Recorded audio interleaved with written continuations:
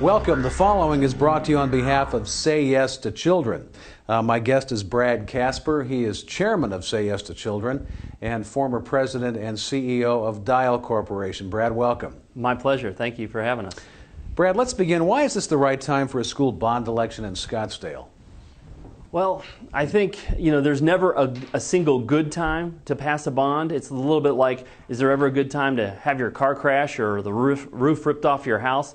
But right now, the circumstances are really quite favorable for building new schools with bond. One, we have the abundance of labor availability. Second, material costs are among the lowest they've been in years. And third, bond financing is also quite attractive. So we can probably get more bang for our buck now than we could have several years ago. And I think that that's what makes this such an attractive time to float this bond, get it done, and end up with superior schools, particularly for the middle schools, that are so sorely lacking today. So Brad, as a Scottsdale resident, what will passage of this bond cost me? Well, that's probably the best thing of all. There will be no increases in the tax rates. This is baked in, so to speak, to what people are currently paying. So for an average household, if it didn't pass, they would only get about $72 back, which frankly doesn't buy a lot. But when you aggregate all that tax base across the valley, then that comes back and gives us a nice fund to build and rebuild these schools the way we want to. But importantly, right now it doesn't cost people anything, and yet it will likely enhance the value of the home they live in. Well, Brad, that was my next question. What does passage of the school facilities bond do to my property value? Absolutely. It's really supply and demand, if you will. If you've got the most attractive schools where students want to learn and teachers want to teach, then the neighborhoods in which those homes and the schools are built are likely to be enhanced.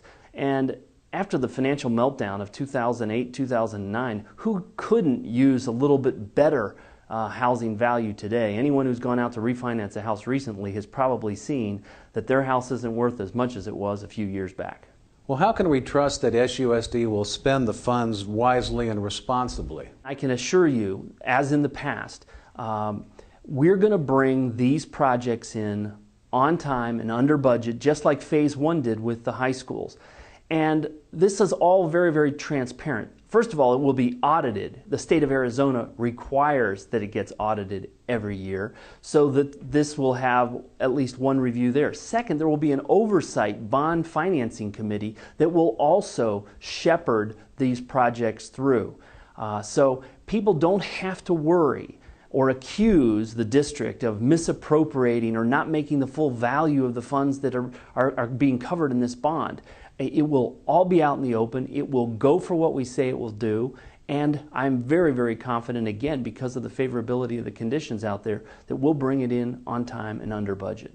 Somebody watching this video might be wondering, is this really all about kids, or is it just for construction companies? Well, I'm glad you asked that, because I've seen some points of view out there that suggest otherwise. Yes to Children and every one of the volunteers who are involved in trying to get this bond passed, I think, have one message. It is about the kids. There's no mistaking about it that the buildings, the facilities that most of these middle school kids are going to today are inadequate. They don't match the curricula that we need them in order to be competitive, not only within the state, but within the country, if not within the world. On top of that, they're inefficient, they're not safe, they don't meet all the specs, and most of these buildings have outlived their useful life. So it is absolutely, positively about the children, their well-being, and giving them the best chance of competing going forward. I happen to be a parent. I have one in middle school today. He'll never benefit from this rebuild, but I know that other kids will. And I know that the other people on Yes to Children are equally committed for the same reasons. Thanks for stopping by, Brad. Well, Scott, thank you. I really appreciate you helping us get the message out to citizens, whether they have kids in the district or not. This is the right thing to do. Say yes to children, vote for the bond. My guest has been Brad Casper. He is chairman of Say Yes to Children and former president and CEO of Dial Corporation. I'm Scott Drake. Thanks for watching.